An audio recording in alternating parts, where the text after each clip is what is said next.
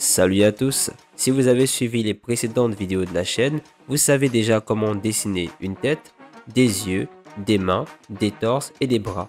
Si ce n'est toujours pas le cas, je vous invite à jeter un coup d'œil. D'ailleurs, vous retrouverez ces vidéos sur la chaîne. Et dans cette vidéo, on va apprendre à dessiner des dos.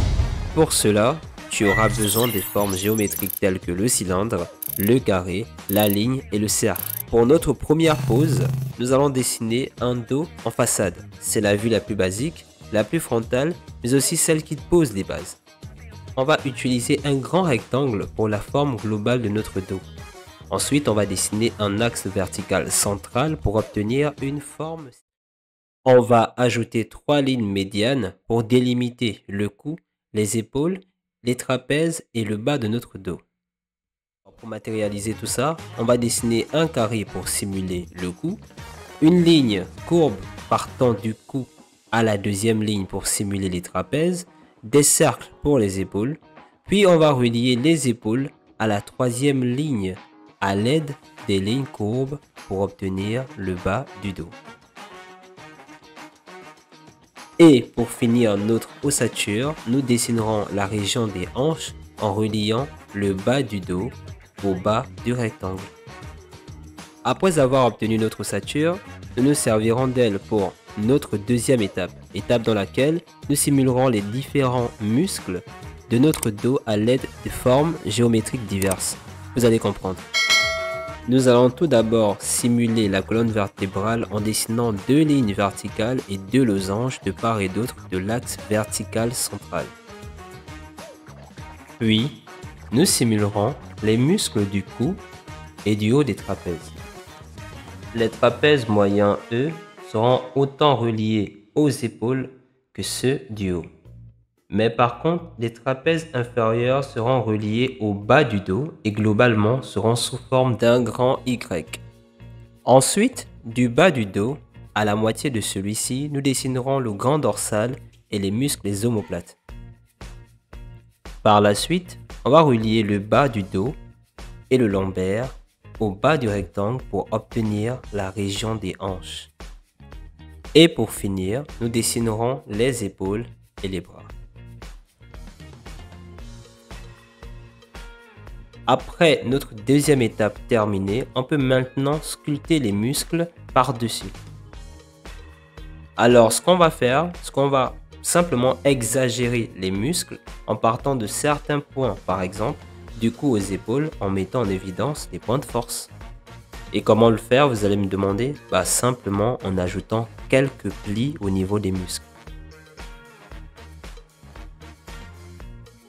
Pour notre deuxième perspective, on va rester sur un dos en façade, mais cette fois-ci avec les bras levés. Notre ossature va être similaire à l'ancienne pose, sauf qu'elle sera un peu plus fine. Et cela, vous allez le comprendre dans la deuxième partie. Du coup, pour la deuxième partie, nous allons comme d'habitude simuler les muscles, mais de manière plus fine, car cette pose dépend des bras. Ce que je veux dire par là, c'est que plus les bras seront tendus, plus les muscles du dos seront étirés, spécialement dans la zone du lombaire. Mais la zone des omoplates sera plus étendue. Et nous aurons cette forme de grand V.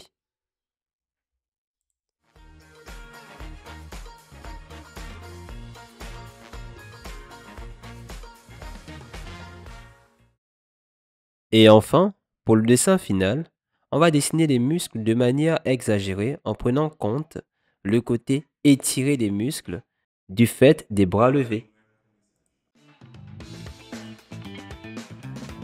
La troisième perspective, elle, consistera à dessiner un dos dit 3/4. Pour notre ossature, nous allons créer tout d'abord un cercle pour le haut de notre dos, ensuite un S central pour la direction de celui-ci, puis une ligne médiane pour articuler les épaules qui seront circulaires. Et pour finir, nous allons dessiner un grand carré vers le bas pour la région des hanches. Notre ossature étant terminée, nous allons nous servir d'elle pour dessiner par-dessus les différents muscles en nous servant des formes géométriques.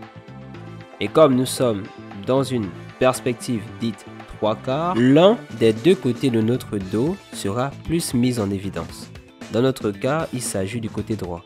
Dans cette posture, le plus important c'est de suivre la forme du S.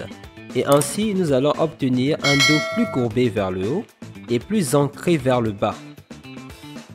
Ensuite, on va finir en ajoutant, bien sûr, les différentes épaules sous forme de cercle et les bras de manière cylindrique.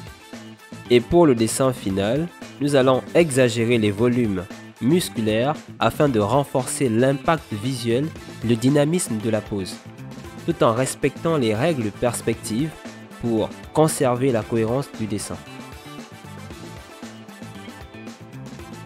Si cette vidéo t'aide dans ta progression en dessin, pense à la liker, à t'abonner à la chaîne et activer la cloche de notification pour ne rien rater dans les prochaines vidéos. Passons maintenant à notre quatrième et dernière pose. Nous dessinerons cette fois-ci un dos en torsion. Pour établir la structure de base, on va d'abord tracer une courbe directionnelle représentant la colonne vertébrale. Ensuite, on ajoute une ligne horizontale pour positionner les épaules qu'on dessinera également sous forme de cercle. Cercle qu'on va relier au bas de la courbe directionnelle pour obtenir le haut du dos. Pour finir, on placera un grand carré en bas pour symboliser la zone des hanches. Alors, l'essentiel de cette perspective repose sur la torsion du dos. Dans cette pose, le côté gauche sera plus mis en évidence et on verra presque le torse. Et pour finir, je pense que vous êtes déjà habitué, on ajoutera juste les muscles par-dessus le croquis. Et c'est ainsi que se termine notre vidéo. Voilà les gars, vous maîtrisez le dessin du dos sur n'importe quel angle. Si vous voulez vous améliorer en dessin et maîtriser le dessin des bras, alors cliquez sur la vidéo à l'écran et à plus les gars. À la prochaine vidéo.